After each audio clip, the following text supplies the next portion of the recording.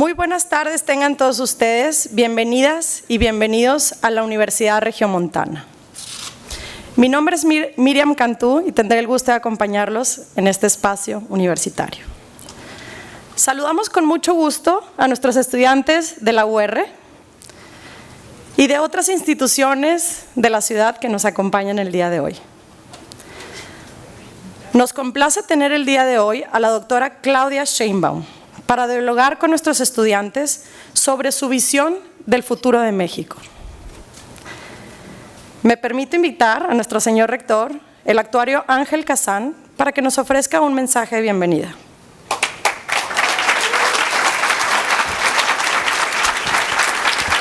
Gracias, Miriam.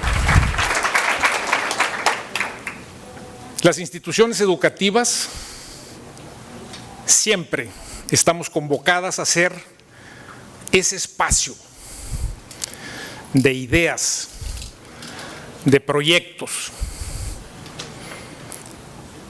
ese espacio de diálogo constructivo, ese diálogo que nos lleve a un pensamiento crítico, que nos recuerde nuestras responsabilidades como ciudadanos. Curiosamente, en ese proceso, estos diálogos universitarios hoy son una parte fundamental con un personaje relevante de la vida de México.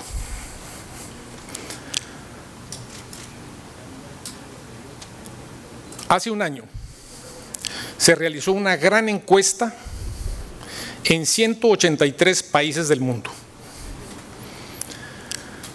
y se entrevistó a más de 35,000 jóvenes entre 18 y 30 años. Y se les preguntó, ¿qué es lo que más te preocupa? Y la encuesta reveló, lo que más nos preocupa es que no se escuche nuestra voz.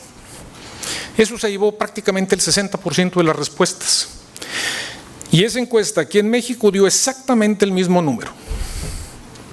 Por ello, doctora, tenerte aquí con esa idea y esa convicción que te distingue de escuchar la voz de los jóvenes hace que estos diálogos sean de gran valor para la comunidad. Bienvenida, esto es UR.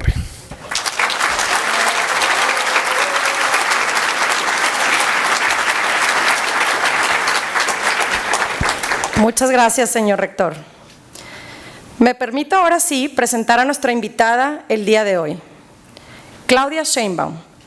Ella es madre, abuela, científica, humanista y maestra. Es doctora en energía ambiental, maestra en ingeniería energética y licenciada en física por la Universidad Nacional Autónoma de México. Es miembro del Sistema Nacional de Investigadores y de la Academia Mexicana de Ciencias.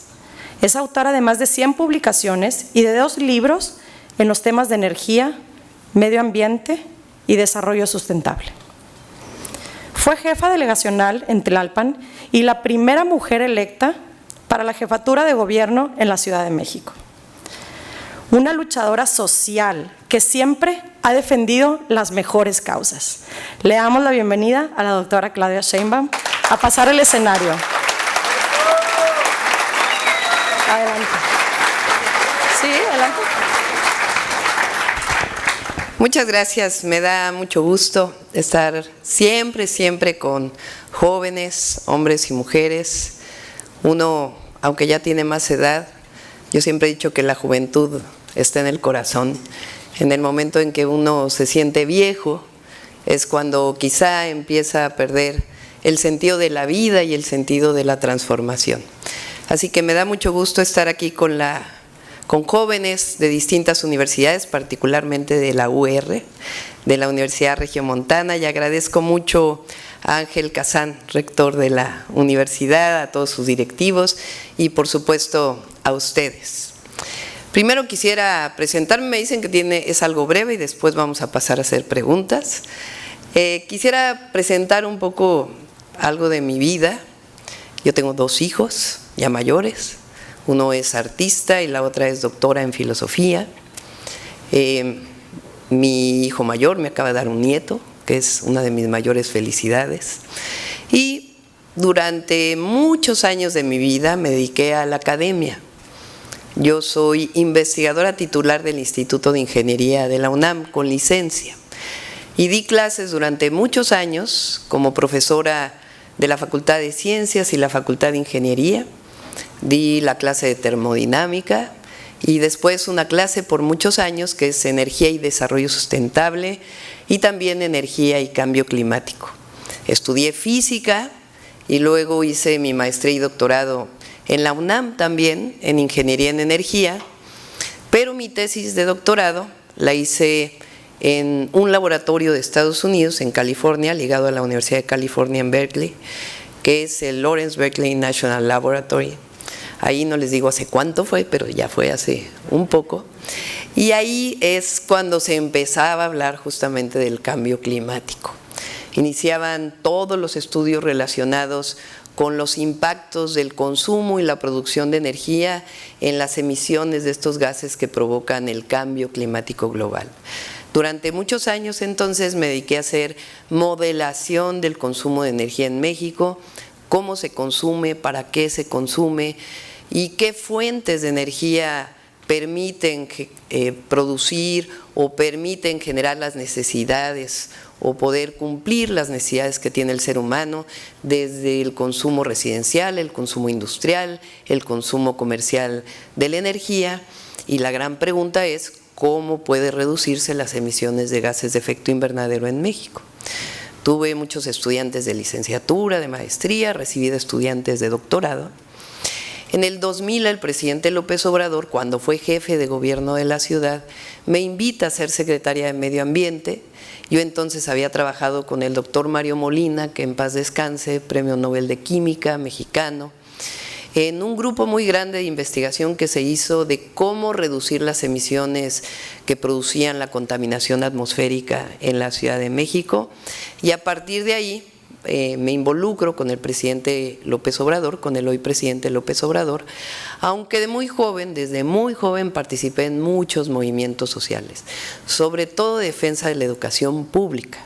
Yo estoy de acuerdo que está bien que haya educación particular, educación privada, pero el Estado debe proveer educación pública y ningún joven que quiera estudiar la universidad debe quedarse sin poderla estudiar. Puede ser muy ambicioso, pero comparado con muchos otros países del mundo, el número de universitarios en nuestro país se queda muy abajo de lo que son el número de universitarios en Estados Unidos, en Canadá, para hablar de nuestros socios comerciales, o en Europa o en Asia, y tenemos que procurar que más jóvenes tengan acceso a la educación pública, y durante años también luché por ello. Entonces fui secretaria de Medio Ambiente y después regresé a la UNAM, pero seguí trabajando con el licenciado López Obrador.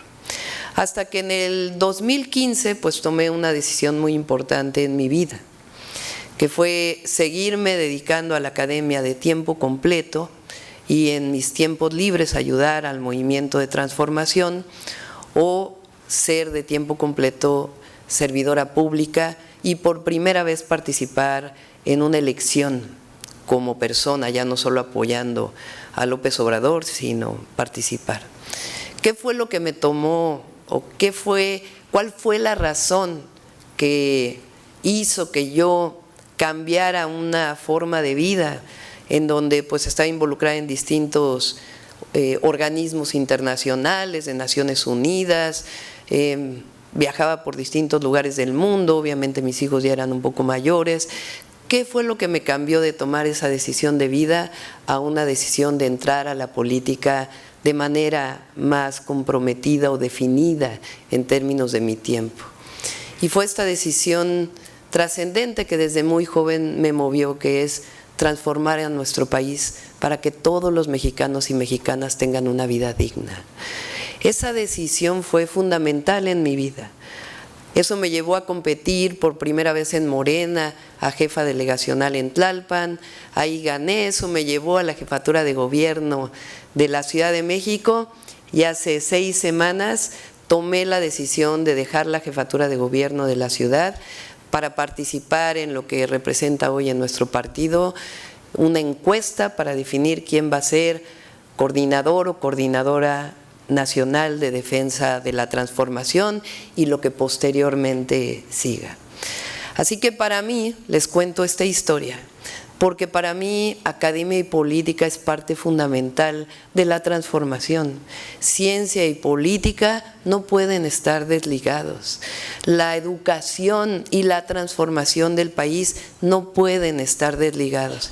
Y por eso, como jefa de gobierno, uno de los ejes centrales de mi gobierno fue la educación pública. Hice una beca universal para todos los niños y niñas de educación primaria y secundaria, podemos platicar más tarde sobre ello.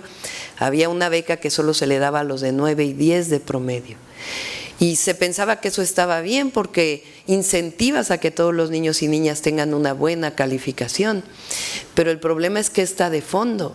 Un niño que no tiene recursos económicos y que no llega desayunado a la escuela está en las mismas condiciones que uno que sí llega desayunado a la escuela. Un niño o una niña que tiene problemas en su casa está en las mismas condiciones que uno que no lo tiene. Por eso decidimos hacer la beca universal. Entonces hoy todos los niños y niñas de escuela pública tienen un apoyo de 600 pesos por niño y niña que les permita lo mínimo indispensable, que puedan tener su lonche, su almuerzo en el recreo, o que le permitan comprar su uniforme cuando se le desgasta para que no sea una carga familiar. Y la otra que a mí me pone muy orgullosa es que hicimos 2 universidades públicas nuevas, la Universidad Rosario Castellanos y la Universidad de la Salud. La Rosario Castellanos tiene ya 37,000 jóvenes estudiando, algunos presenciales, otros semipresenciales y otros a distancia. Acaba de ser la graduación de los primeros 3,000 estudiantes que salieron ya de la Rosario Castellanos, que terminaron sus cursos. Son 22 carreras, maestrías, doctorados. Nos ayudó la UNAM, la UAM, el Politécnico a formar esta nueva universidad. Cuando se abrió la universidad era el último lugar en la solicitud de los estudiantes para entrar a una universidad. Es decir, si no entraban a la UNAM, pues solicitaban en la UAM, si no, pues en el Poli, si no, pues en otra universidad, si no, en otra universidad, de tal manera que si no, pues terminaban en la Rosario Castellanos. Y no es que fueran los estudiantes que menos aprendizaje tienen, o sencillamente pues no tenían la posibilidad de poder pasar un examen, no porque no tuvieran el conocimiento, sino por muchas otras razones más socioeconómicas que tuvieran que ver con el conocimiento. Pues hoy la Rosario Castellanos, en su última inscripción, fue la primera opción para 60% de los estudiantes que llegan ahí. Quiere decir que es educación de calidad, es una universidad gratuita. Y tiene pues esta posibilidad para 37,500 jóvenes. Y la otra es la Universidad de la Salud, en donde estudian jóvenes de todo el país, que se hizo en una antigua instalación militar que lo donó el ejército y que la hicimos universidad. Y es una universidad para estudiar principalmente medicina familiar, con las mejores técnicas, las mejores prácticas, los mejores maestros. Y la mitad es para medicina y la mitad es para enfermería, y está también ya por salir la primera generación egresada de esta universidad. Les platico todo esto pues porque para mí la educación transforma a una persona. Una persona que tiene acceso a la universidad pues se transforma, el conocimiento nos transforma, nos hace mejores personas, nos permite conocer el mundo entero y nos permite conocer alguna de las disciplinas que hayamos elegido para poder dedicar nuestra vida. Pero la educación sobre todo transforma naciones, transforma ciudades y transforma naciones. Por eso siempre voy a ser una defensora de la educación pública y de la educación como parte fundamental de la transformación. Muchas gracias a todos y a todas, y muchas gracias, rector, y a todos por permitirme dar estas palabras. Gracias. Invitamos a la doctora a permanecer en el escenario. En medio, por favor. Les comparto un poco de cuál será la dinámica que manejamos el día de hoy. Hace algunos días convocamos a nuestros estudiantes a preparar algunas preguntas para este encuentro. Se seleccionaron los temas de mayor interés y los que nuestros alumnos y alumnas consideran son los más relevantes para el desarrollo de nuestro país. Quiero invitar a nuestros estudiantes de la Universidad Regiomontana a que nos acompañen al frente con la doctora Claudia, Diana Laura Prado, alumna de Negocios Internacionales, Jorge Alonso Collantes, alumno de Economía, Montserrat Rusildi, alumna de Mercadotecnia, Álvaro Rubio, alumno de Negocios Internacionales.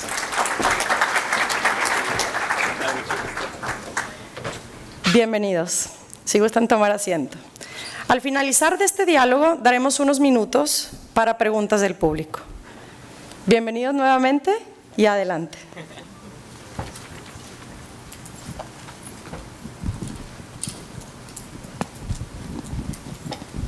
Gracias, Miri. Bueno, pues mucho gusto a todos. Mi nombre es Diana Quintero y voy a tener el honor de iniciar esta ronda de preguntas. Como ya nos comentaba Miri, bueno, yo soy estudiante de Negocios Internacionales y como tal, pues me gustaría hacer algunas preguntas al respecto. Me gustaría iniciar con el tema del nearshoring. Actualmente estamos en un contexto de México post-pandemia, en donde las cadenas de suministro se vieron colapsadas y bueno, estamos teniendo esta nueva tendencia. ¿Cuáles considera que son algunas de las oportunidades que tiene México respecto al nearshoring? Bueno, es muy buena pregunta. Muchas gracias, Diana. En efecto, México está hoy en una posición privilegiada para la inversión nacional y extranjera. Primero, la estabilidad económica que tiene hoy México es muy importante. Si no tuviéramos esta estabilidad y crecimiento económico y las variables macroeconómicas en muy buen estado de salud, vamos a llamarlo así, y al mismo tiempo todo lo que ocurrió con la pandemia, como bien dices, toda la ruptura de las cadenas de suministro y al mismo tiempo pues el conflicto Estados Unidos-China, que también es un elemento fundamental en lo que está ocurriendo ahora, de que México está con una inversión extranjera directa récord que no habíamos tenido nunca en nuestro país y además un interés muy grande por la inversión en nuestro país. ¿Qué se tiene que hacer para que esto siga ocurriendo y ocurra bien? Ese es uno de los puntos importantes. El otro elemento fundamental, pues obviamente es el Tratado de Libre Comercio con Estados Unidos y Canadá, porque finalmente Estados Unidos sigue siendo el principal consumidor a nivel internacional y la principal economía del mundo, con todo y el crecimiento de China. El primer Tratado de Libre Comercio que tuvo México se basó fundamentalmente en un eje de competitividad, que era la mano de obra barata. Esa mano de obra barata hizo que durante pues prácticamente 36 años el salario mínimo en nuestro país se mantuviera estable. Entonces, un crecimiento económico importante, inversiones importantes, crecimiento del PIB, de las variables macroeconómicas, pero el salario de los trabajadores seguía siendo el mismo, solamente igualado con la inflación. Eso generó pues profundas desigualdades, porque pues evidentemente el salario mínimo estaba en el mínimo, pero además no se quería subir por un elemento que se planteaba de que si se subía iba a aumentar la inflación, pero además porque la idea era seguir invitando a invertir en México porque teníamos mano de obra barata. Hoy han cambiado las cosas, y digo no solamente por el gobierno, sino también por los empresarios, porque he hablado con empresarios de la maquila, he hablado con empresarios de distintas ramas, y ahora el incremento al salario mínimo no se hizo porque el presidente decidió, aunque es muy importante porque es una política distinta, sino también en acuerdo con los empresarios. No puede seguir México vendiéndose al mundo como la mano de obra barata, porque sí genera empleos, pero no genera empleos con bienestar.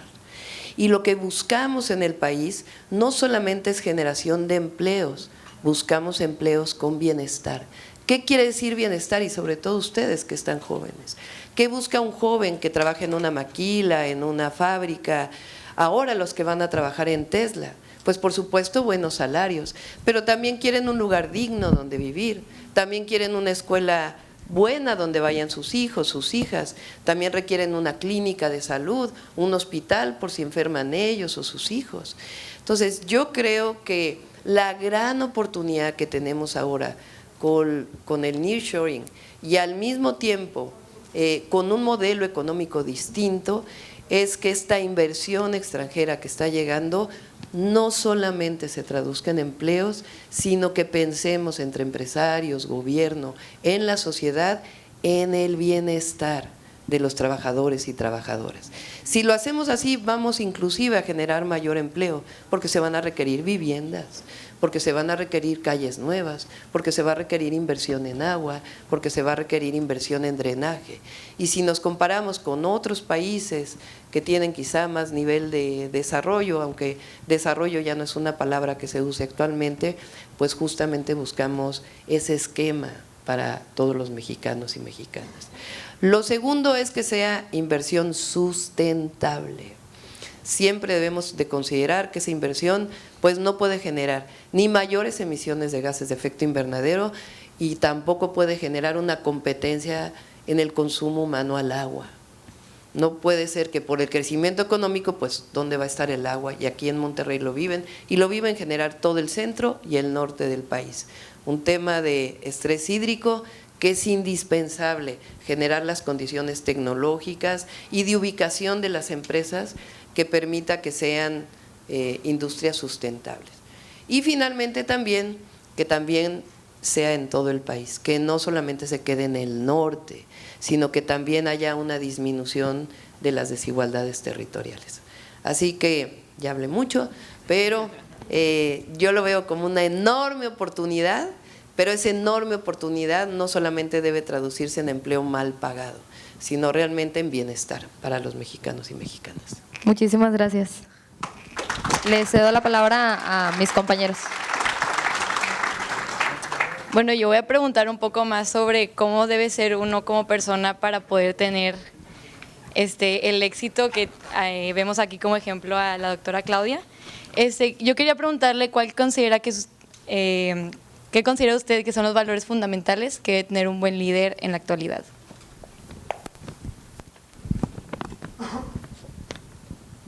Es una buena pregunta también. Primero yo creo que por encima de todo humanismo. Tenemos esta idea de que a veces el que puede sobresalir en algún campo tiene que competir con todos los demás y que no le importe a quién pisa, a quién atropella para poder llegar a un espacio, sea de liderazgo empresarial, de liderazgo político, de liderazgo social. Y creo que un líder, por encima de todo, lideresa, tiene que ser humanista. Es decir, ayer lo dije y lo digo muchas veces, pero es que es una frase que me gusta muchísimo. Yo considero que el Papa Francisco, más allá de la religión, es un humanista y además un ambientalista. Él tiene una frase que lo vi, por cierto, en una serie de Netflix hace ya un buen rato, que dice: la única forma lícita de ver a una persona de arriba a abajo es solamente cuando le das la mano para levantarla. Si no, no tiene sentido, porque entonces se vuelve en un individualismo y en una discriminación.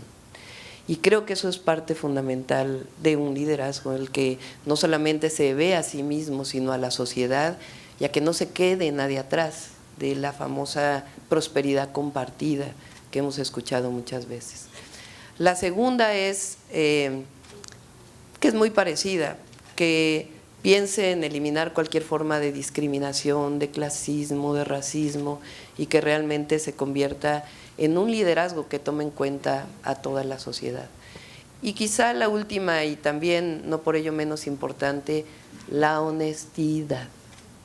La honestidad con uno mismo, la honestidad si es que va a manejar algún recurso económico, y la honestidad frente a la sociedad, porque no se puede decir mentiras para poder llegar a ser líder. Gracias. Muchas gracias.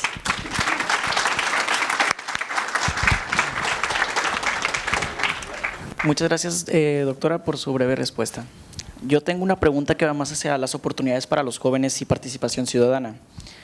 ¿Cómo usted cree que los jóvenes podamos romper esa barrera que enfrentamos en la participación ciudadana y así fomentar un mayor crecimiento tanto profesional como en un entorno social? Bueno, sí, participación ciudadana, política y participación ciudadana están muy ligados, obviamente. Yo lo que diría es que, a ver, no por ponerme como ejemplo ni mucho menos, pero se viven tiempos distintos. Cuando yo entré al CCH Sur, una preparatoria de la UNAM, a los 15 años tuve la experiencia de que yo entré a la UNAM, a una preparatoria, y muchos otros jóvenes no entraron. Entonces se organizó un movimiento de los jóvenes que no entraron a la preparatoria, se le llamaba el movimiento de rechazados, porque no tenían otras opciones para estudiar preparatoria. Entonces, de nuevo no les voy a decir cuántos años tengo, aunque lo pueden ver en Wikipedia, pero entonces no había CONALEP, no había bachilleres. Entonces las únicas opciones realmente que en aquella época había pues era o preparatoria de la UNAM o del Politécnico o preparatorias particulares. Entonces yo tenía dos opciones, ¿no? O decir, pues a mí ya me tocó, que bueno, ya me quedo aquí y voy a estudiar solamente. Y en aquel momento, 15 años, dije, no, hay algo que no está bien. No puede ser que yo haya entrado a la universidad y que haya miles de jóvenes que no entren a estudiar preparatoria. Entonces, desde adentro del CCH nos organizamos para decirles a las autoridades universitarias y al gobierno, no es justo. ¿Qué quiero decir con ello? Siempre hay que participar. Por supuesto que tienen que abrirse los espacios en los espacios, digamos, institucionales. Puede decirse, bueno, pues que haya tantos jóvenes diputados propuestos por los partidos políticos y está muy bien, pero no se necesita ser diputado para participar en política o para hacer una transformación social.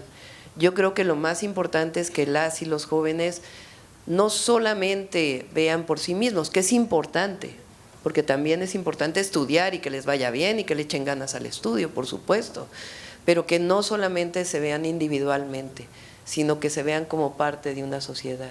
Y mientras nos organicemos y sean parte de esa sociedad, por el bien de México, siempre, siempre, siempre van a ser escuchados los jóvenes, porque ya no es aquella época de los 60s, donde los jóvenes estudiantes fueron acribillados en Tlatelolco por ser jóvenes que protestaban. Hoy estamos viviendo pues una condición de libertad y esa libertad hay que aprovecharla.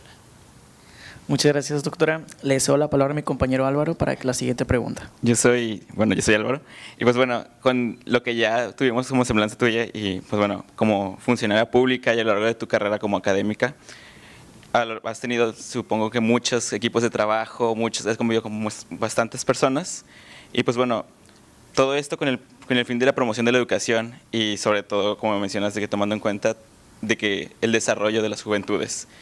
Tomando en cuenta tu trayectoria, ¿cuál crees que ha sido el papel de la mujer en áreas de ciencias como tecnología, matemáticas e ingenierías? Sobre todo, pues aquí en Monterrey, que también en la República, que han tenido o están teniendo su auge hoy en día. Pues el papel de la mujer y la participación de la mujer es importantísima.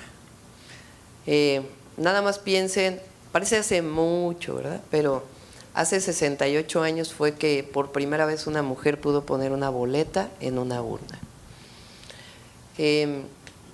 Repito, para ustedes que no sé, tienen un promedio que de 23, 22 años. Poquito menos, Algo 21, así. 21 años.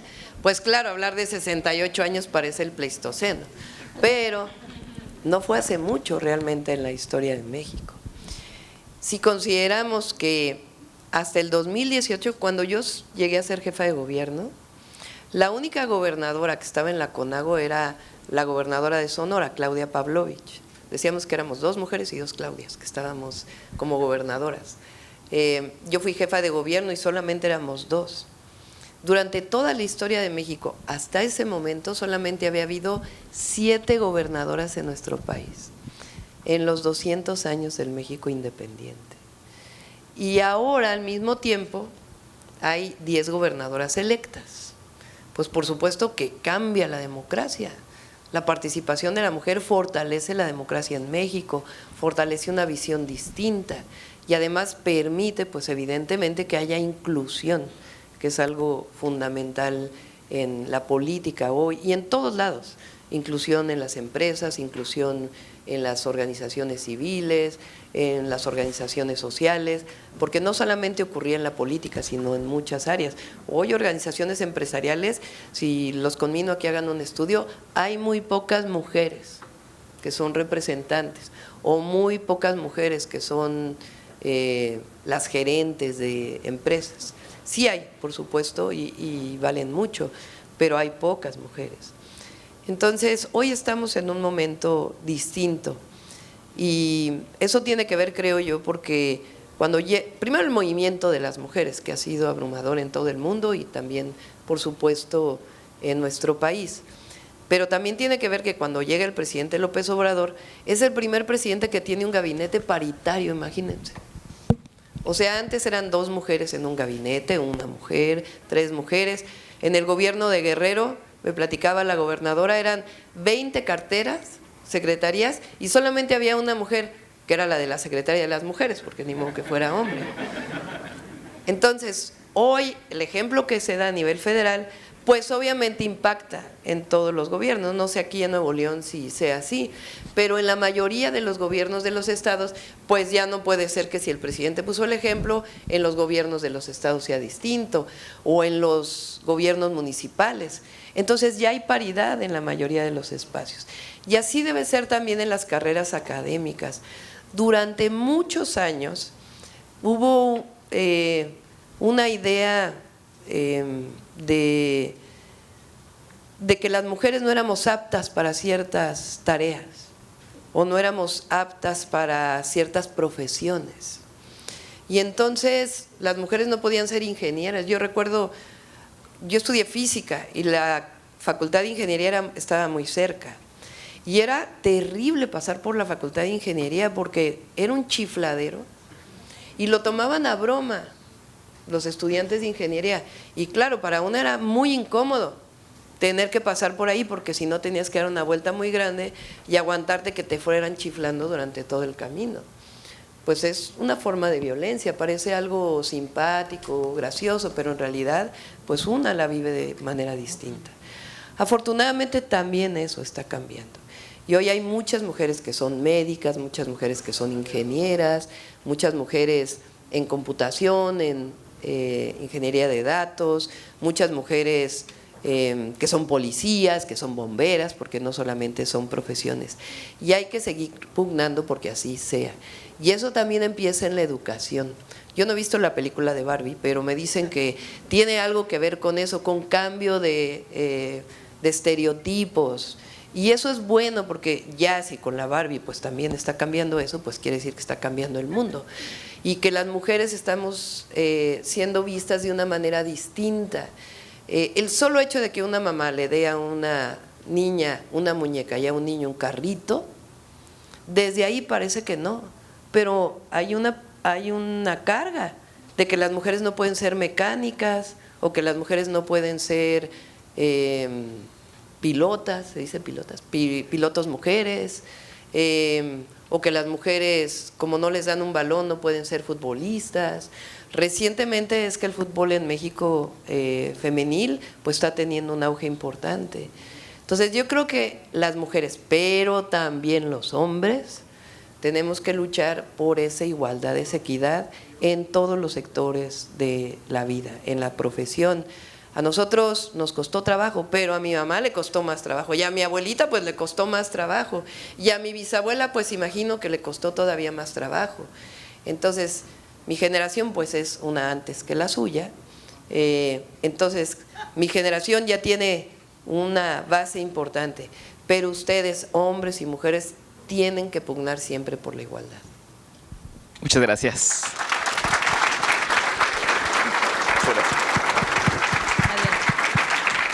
Continuamos ahora con la segunda ronda de preguntas. Vamos a volver a empezar.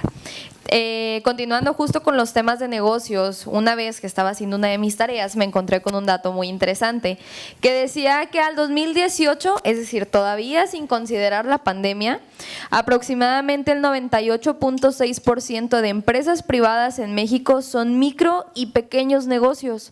Eso quiere decir que el papel de los emprendedores es muy importante en México actualmente. Entonces, mi pregunta es, ¿qué consejo le daría a alguien que está por empezar un negocio? Ya sea acercarse a cierto programa de gobierno de apoyo, leer algún libro en especial o cualquier consejo que nos pueda dar. Gracias. Sí, tiene razón. La mayor parte del empleo en nuestro país lo generan las micro, pequeñas y medianas empresas también. Y es muy importante que se siga generando, porque ni el gobierno puede dar todos los empleos, ni tampoco puede haber una economía informal permanente, que también son microempresarios, a lo mejor en otro sentido, pero también se necesita también un conocimiento para tener un negocio en la economía informal. No estamos hablando de lo ilícito, que esa es otra cosa, estamos hablando de actividades lícitas. Entonces, yo lo que creo es que nos tocó la pandemia, lamentablemente, por muchas razones, obviamente la mayor pues la pérdida de vidas y la enfermedad que provocó, pero al mismo tiempo tuvo un impacto muy grande en la economía de nuestro país, que afortunadamente se está recuperando. Pero yo estoy convencida que uno de los temas que desde hace mucho no se tocan en México y que es importante trabajarlo es cómo permitir que más micro y pequeñas empresas no cierren primero, tengan las posibilidades, aunque claro, pues tienen que tener sus números adecuados, pero que tengan acceso a créditos. Hoy el crédito en México, por la condición de la inflación y la subida de las tasas de interés, pues es inaccesible prácticamente para el micro y pequeño empresario, y tiene que generarse en el país un esquema en donde no solamente el gran empresario tenga acceso a créditos, sino que también el micro y pequeño empresario. Y creo que para eso está también la banca de desarrollo. Y es algo que hay que plantear. Entonces, pues hay que apoyar el emprendedurismo y hay que apoyar también esquemas que permitan que ahí donde hay el mayor empleo, no solamente no cierren, sino que se sigan creando nuevas empresas. Muchas gracias.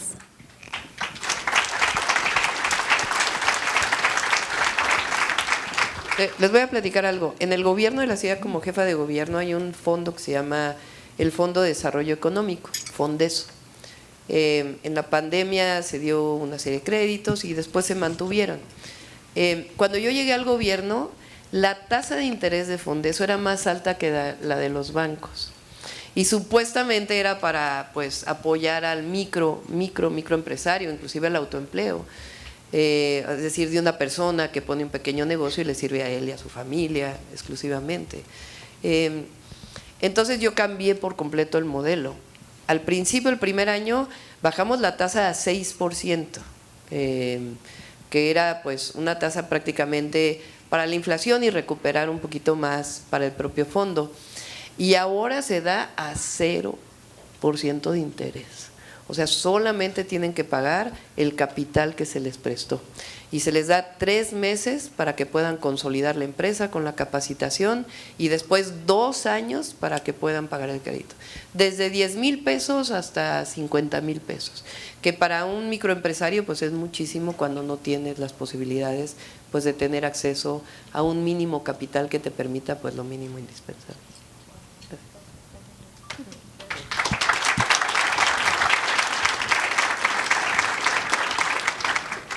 Bueno, agarrando un poco de la mano del tema de los negocios, pues aquí varios de los alumnos de aquí de UR ya estamos en nuestras prácticas, nuestras primeras experiencias con empresas, y pues le quería preguntar si tiene algunas recomendaciones que nos ayude como a lidiar con diferentes personas y pues un chorro de opiniones pues para llegar a un mismo objetivo. Pues más bien platíquenme ustedes a qué se enfrentan. Yo lo que sí diría es que un esfuerzo personal siempre es importante, ¿no? En mi caso yo trabajé desde que estuve en la facultad. Era recepcionista en un consultorio médico.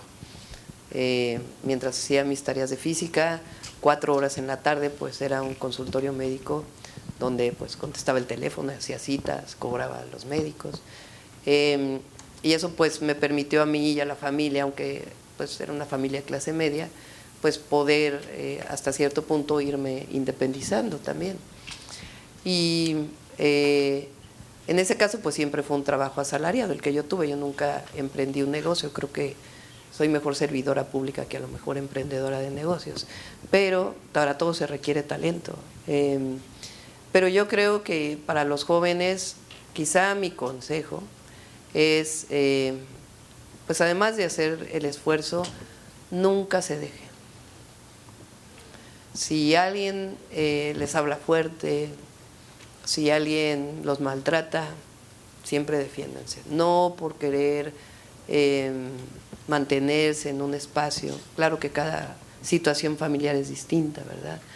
Pero siempre hay que defender la dignidad. Eso por encima de todo. Gracias.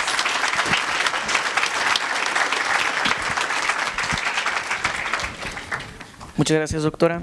Ahora, voy a cambiar un poquito más el tema y me voy a dirigir un poquito más hacia la inteligencia artificial presente en la educación. En los últimos años ha habido una tendencia creciente en la educación superior a incorporar tecnologías y prácticas modernas con el fin de mejorar la experiencia educativa en general.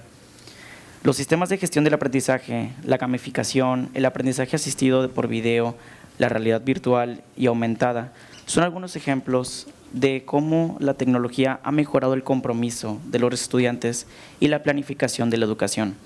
Hablemos aquí un poquito más de la inteligencia artificial en la educación. ¿Cree usted que en la inteligencia artificial, como los chatbots, son más una herramienta de aprendizaje o son solo un buscador que los jóvenes podemos usar? Uy, esa pregunta está todavía más difícil.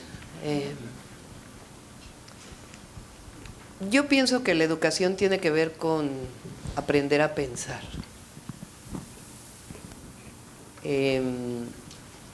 Aquel que memoriza, la memoria también es importante.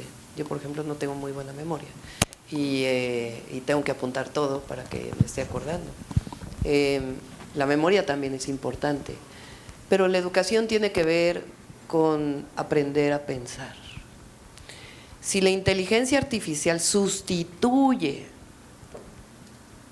el pensar, pues entonces en la educación, obviamente la inteligencia artificial tiene muchas otras áreas que no sabemos hasta dónde van a llegar, pero si sustituye el pensar, entonces no es muy buena.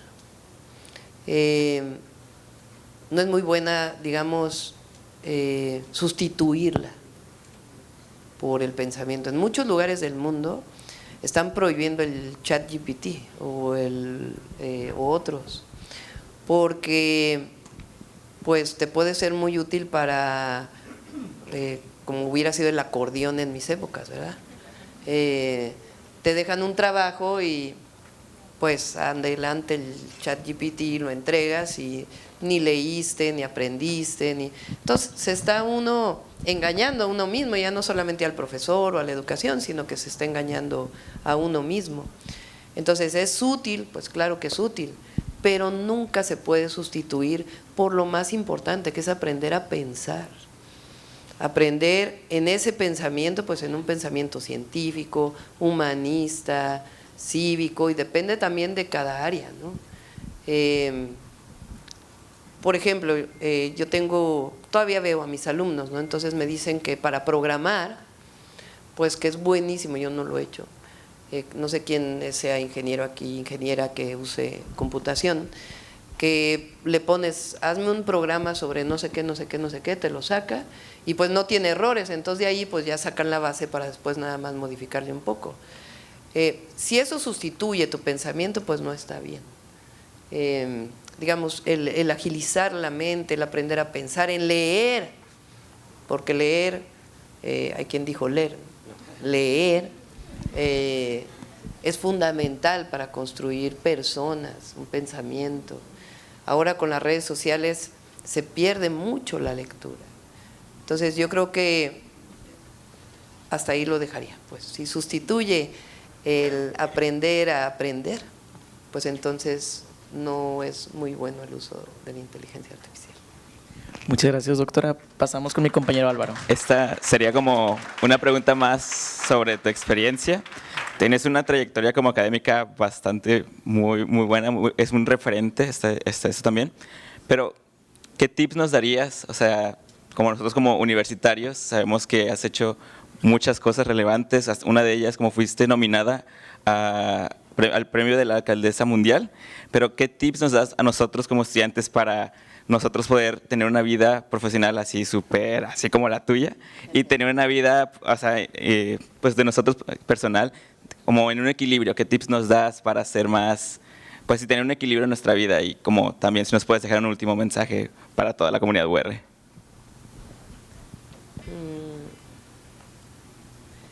A ver, yo creo que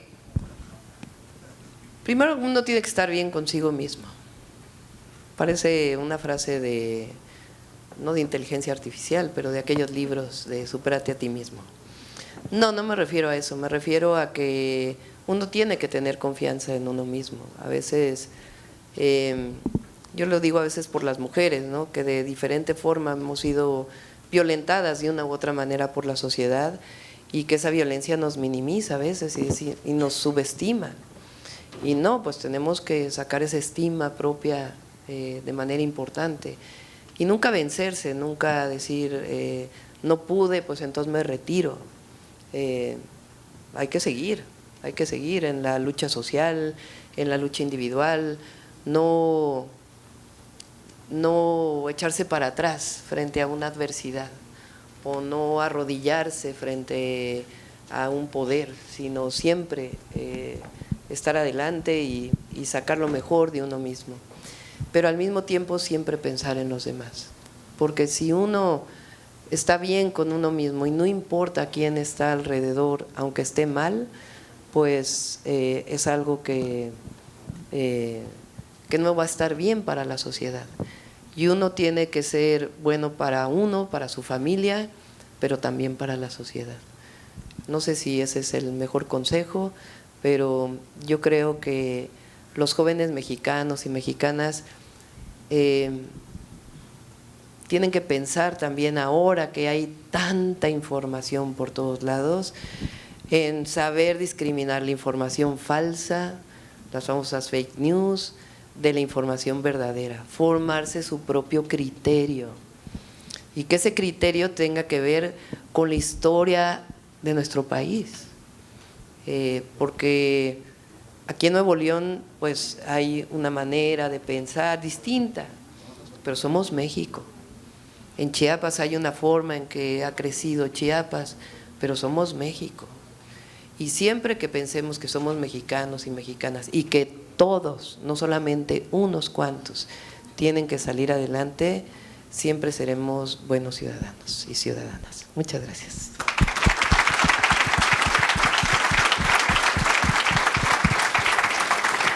Muchas gracias, doctora Sheinbaum, y muchas gracias a nuestros alumnos Montse, Diana, Jorge y Valo por acompañarnos en este encuentro.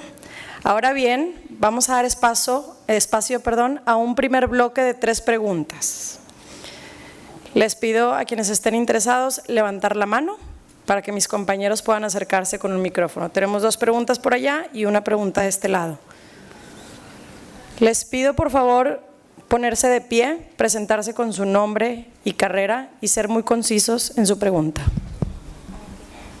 Bueno, hola, buenas tardes. Yo soy Samantha y vengo aquí en representación del grupo estudiantil Girl Love Políticas. Y nuestro principal objetivo pues es, digamos, básicamente promover la participación estudiantil y política de las mujeres en la comunidad universitaria. Y es por eso que pues también entiendo que usted, pues siendo una mujer en el mundo político, pues claro que tiene una gran trayectoria y ha tenido que encontrarse en miles de situaciones. Y es por eso que me gustaría saber qué acciones considera usted que son necesarias para implementar que más mujeres puedan participar en el mundo político.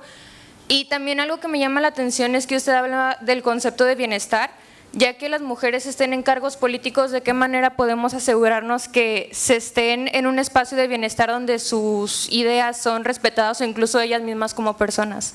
Esa es mi pregunta. Gracias. Pasamos a una segunda pregunta. Nuestro compañero. Buenas tardes, señorita Claudia Sheinbaum. Mi nombre es Eric Sebastián de la Universidad Autónoma de Nuevo León y me gustaría preguntarle qué medidas usaría usted para fomentar para aumentar el empleo con bienestar en México, porque de verdad es que actualmente la mayoría de licenciados que tienen estudios no logran tener empleo con bienestar y ocupan buscar otras medidas como son los microempresarios de hoy en día. Gracias. Gracias. Nos vamos a la tercera pregunta de este lado.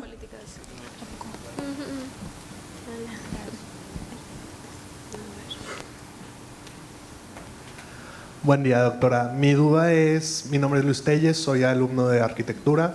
Me gustaría preguntarle algo más referente a su doctorado, que tiene que ver con el medio ambiente. ¿Qué considera que son actualmente algunas opciones o movimientos que deberíamos hacer, no solo como ciudadanos, sino como empresarios o empresas más grandes, para ayudar al medio ambiente y hacer una diferencia como tal?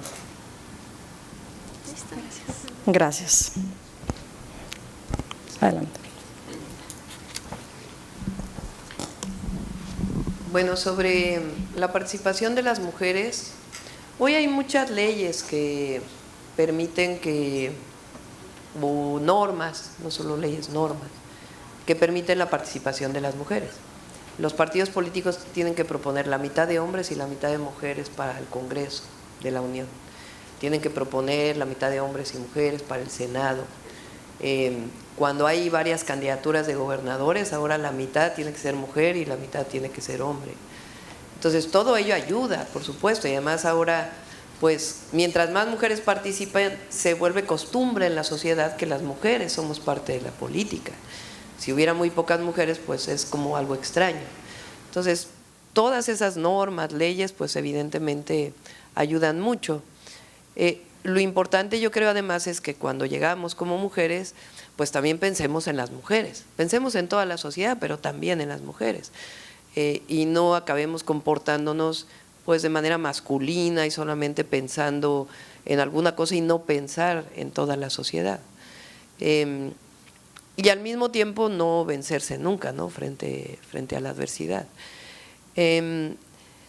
A mí yo creo que lo que hay que analizar ahora más bien es, acaba de salir la encuesta nacional ingreso-gasto de los hogares, no sé si escucharon recientemente, el presidente habló de cómo se ha reducido la desigualdad y la pobreza en nuestro país gracias al incremento del salario mínimo, programas sociales, y eso es bueno, es importante en el país que no haya tan profundas desigualdades y que disminuya la pobreza, evidentemente. Pero esa encuesta nacional ingreso-gasto que se hace cada 2 años en nuestro país y que es una encuesta muy amplia, representativa, con muchas preguntas, habla de que la brecha salarial entre hombres y mujeres sigue siendo muy amplia. ¿Qué quiere decir eso? Que si habemos una mujer que desempeña el mismo trabajo que un hombre, a veces pagan menos o en general pagan menos que un hombre. Que en los puestos de decisión más importantes en ciertos lugares a las mujeres les pagan menos que a los hombres o las mujeres no tienen acceso. Entonces yo creo que ese es un gran tema, que es este segundo paso, digamos, para la igualdad. No solamente en el espacio público, en el espacio político, sino que las mujeres en todos los espacios tengamos igualdad. Y creo que ese es algo que es como el siguiente paso al que tenemos que ir, si es necesario legislar. ¿Qué se requiere hacer para que esta brecha salarial, que no solo está en México, prácticamente en todos los lugares del mundo, no siga permaneciendo? Sobre el tema del empleo, es uno de los temas más importantes, empleo bien remunerado, con bienestar. Creo que una parte, pues evidentemente tiene que ser abrir nuevas empresas y que al mismo tiempo siga aumentando el salario mínimo, de tal manera que, y además que esa inversión extranjera que llegue, no llegue, permita que seamos los mexicanos y mexicanas quienes ocupemos esos espacios de dirección, no solamente obreros, obreras, que es importante, sino que también los ingenieros, ingenieras mexicanas tengamos participación. Les pongo un ejemplo, acabo de estar en Ciudad Juárez y platiqué con empresarios de la maquila y ellos me decían que este modelo en donde llega la maquila, se instala en México y solo el 2% es proveeduría nacional y además toda la ingeniería viene de fuera, pues es un modelo que ya no puede seguir solamente en México ese. Es decir, que esas empresas que se instalan en México también piensen que aquí tiene que desarrollarse la ciencia, la tecnología, las mejoras en los procesos productivos que permita también que la industria mexicana pues capte a todos estos nuevos ingenieros, ingenieras, abogados que se están desarrollando en nuestro país. Y eso tiene que ver, no sé si necesariamente con legislación, pero sí con mecanismos en donde la inversión que está llegando a México pues tenga otros mecanismos que permitan a los mexicanos y mexicanos y en general a México como nación impulsarse de una manera distinta, no solamente recibiendo inversión para generar un empleo, como decíamos, de bajos salarios. Es uno de los temas. Yo creo que también al crear nuevas universidades pues se abren espacios también para la investigación y eso es importante. Y la inversión pública también, que no solamente permita, por ejemplo, el Tren Maya, pues no solamente va a requerir los obreros que hoy están trabajando en el tren, sino los ingenieros que vayan a operar ese tren y todo lo que significa a partir de la inversión pública. Y el tercero, ya les dije que no tenía buena memoria, medio ambiente. A ver, uno de los… El tema ambiental pues es diverso, ¿no? Hoy el tema, digamos, más grave, que tiene implicaciones en otros temas, pues es el calentamiento global. Pero también el agua, porque si hablamos solo de calentamiento global y dejamos el uso eficiente del agua, el reciclamiento, etcétera, pues lo estamos dejando de lado. O también la contaminación atmosférica que se vive, por ejemplo, aquí en la zona metropolitana de Monterrey, que aunque atendieras el cambio climático, no necesariamente atiendes la contaminación atmosférica. Un día, si quieren, podemos platicar más sobre eso. Pero el gran tema para el cambio climático, concentrémonos hoy en eso, y si quieren hablo tantito del agua también, tiene que ver… El cambio climático global está producido por efecto del hombre en la economía, de los hombres, de los humanos, porque se usan hoy tantos combustibles fósiles que emiten CO2 y otros gases de efecto invernadero que se han acumulado en la atmósfera y actúan como un invernadero que hacen que la radiación solar regrese a la Tierra y eso hace que aumente la temperatura. ¿Qué podemos hacer para disminuir ese efecto? Es una acción global. México puede hacer mucho, pero si China no hace lo que le corresponde, que es el principal emisor de gases de efecto invernadero, poco va a ocurrir en el planeta. Si no ocurre, ahorita los mayores emisores son China, India, Estados Unidos. Si no hay un cambio en las políticas, y México también, pero México representa el 1.8% de las emisiones globales. Entonces tiene que ser un esfuerzo global, por eso pues las convenciones marco de cambio climático que toman decisiones internacionales. ¿Qué es lo que hay que hacer? Acelerar la transición energética hacia fuentes renovables de energía. Eficiencia energética, no solamente cambio de fuentes de energía, sino que el mismo producto se produzca con menos energía. Eso en la industria siderúrgica, por ejemplo, aquí en México ha sido muy importante y a nivel mundial. Se produce la misma tonelada de acero, ahora requiere menos energía que lo que requería hace 20 años, porque es más eficiente el proceso. Pero todo eso también tiene que ver al final con una sociedad que se basa en el consumismo. Mientras sigamos produciendo para consumo, no importa hasta dónde, también va a llegar un límite en donde no vamos a poder seguir siendo tan eficientes o por más energía renovable que haya, pues tiene que haber también un cambio en el patrón del consumo. Y eso, aunque tenga que ver con impactos en la economía, y no me refiero de manera abstracta, sino que también tenemos que pensar entre todos, empresarios, sociedad, gobiernos, en cómo ir cambiando ese proceso. Pero por lo pronto fuentes renovables de energía, eficiencia energética y reforestación. Es decir, Sembrando Vida, por ejemplo, en México es el programa de reforestación más ambicioso que hay en cualquier lugar del mundo y se le destinan más recursos que todo lo que se le destina a nivel internacional para la reforestación, porque la reforestación captura carbono.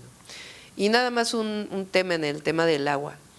70%, a ver, ¿en qué se consume más agua? ¿Quiénes? En el campo. 70% del consumo de agua en el mundo y en nuestro país es para riego. Mientras no haya riego eficiente, porque no hay tampoco todas las fuentes de agua del mundo que podamos tener, tenemos que cambiar la forma en que regamos para hacerlo más eficiente, para poder producir alimentos que nos permita pues destinar parte de ese consumo al consumo humano y reciclar más el agua, que nos permita también utilizarla para otros usos que no requieran necesariamente la fuente directa de agua potable. Entonces, como ven, para los economistas de aquí, es del lado de la oferta, pero también del lado de la demanda.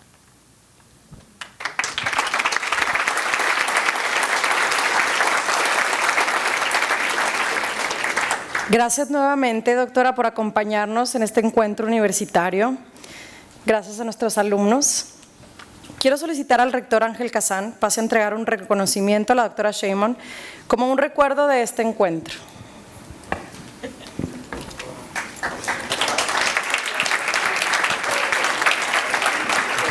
Les pido permanezcan aquí en el escenario para hacer… Muchas gracias, felicidades. Les pido permanecer aquí en el escenario. Vamos a hacer una foto, Arturo, si me ayudas del otro lado, junto con todos los invitados. Venga, sí. Si gustan una foto, volteando para este lado, por favor, para que salgan todos. Se los podemos compartir. Cuéntale, miren. 1, 2, 3.